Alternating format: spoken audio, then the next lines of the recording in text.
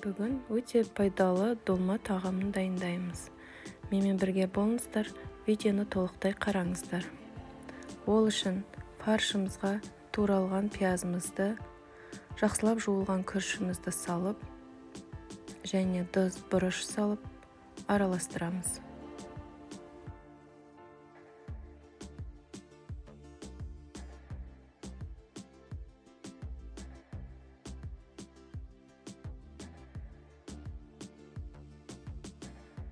Барлығын жақсылап араластырып болғаннан кейін, ыссы суда бөгіп тұрған виноград жапырақтарына, яғни жүзім жапырақтарына дайын фаршымызды салып, дәл видеодағыдай бүктейміз.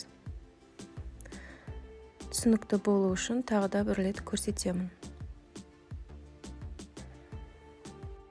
Бұл жерде ең маңыздысы біз жүзім жапырағын алдын ала ыссы қайнап тұрған суға салып алуымыз керек. Себебі виноград жапырақтары өте қышқыл болып келеді. Сол үшін ыссы суға салғанымыз дұрыс.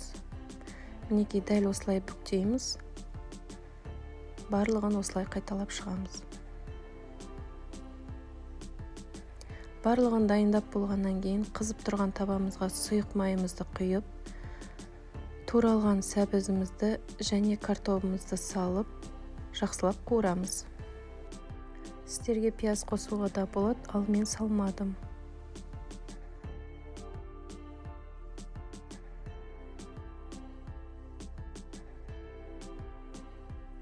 Неге осылай жақсылап қуырылғаннан кейін, дайын долмаларымызды салып, үстіне тұзымызды салып, қайнап тұрған суымызды құйып, суды құйып болғаннан кейін ауыр тарелкамен долмамыздың үстінен бастырамыз, себебі біздің жапырақтарымыз ашылып кетпеуі тиіс. Салмақпен бастырғаннан кейін қақпағын жауып 45 минут қайнатамыз. Мінекей біздің тағамымыз дайын болды. Өте дәмді, жеңіл тағамның бірі.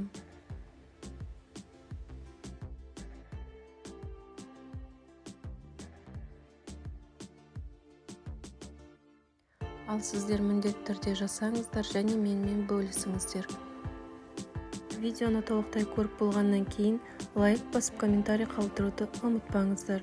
Сіздермен болған Ақмарал, астарыңыз дәмді болсын.